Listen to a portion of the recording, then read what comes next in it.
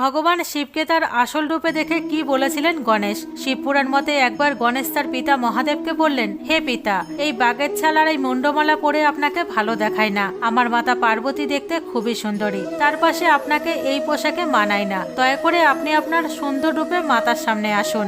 গণেশের কথা শুনে মহাদেব মুচকি হেসে স্নান করে যখন সামনে এলেন, তখন ওনার সারা শরীরে কোথাও ছাই নেই, আর না আছে কোনো মুন্ডমালা। মহাদেবের এই সুন্দর রূপ দেখে সবাই মোহিত হয়ে যায়, ভগবানকে দেখতেই থাকে। মহাদেবের এই সৌন্দর্য এতটাই মনোমোহিত ছিল যে বিষ্ণুর মোহিনী অবতারও তার সামনে ফিকে পড়ে যায়। মহাদেবের অপরূপ রূপ দেখে গণেশজিও এক দৃষ্টে নির্বাককে তাকিয়ে থাকেন, আর পরক্ষণেই বললেন, হে পিতা, আপনি আমাকে ক্ষমা করে দেবেন, আর আপনি আপনার আগের রূপেই ফিরে আসুন। তখন মহাদেব বললেন, কেন পুত্র, তুমিই তো আমাকে এই রূপে দেখতে চেয়েছিলে। এর উত্তরে গণেশ বললেন, ক্ষমা করবেন পিতা, আমার মাতার থেকেও কেউ সুন্দরী দেখতে তা কখনো চাই না।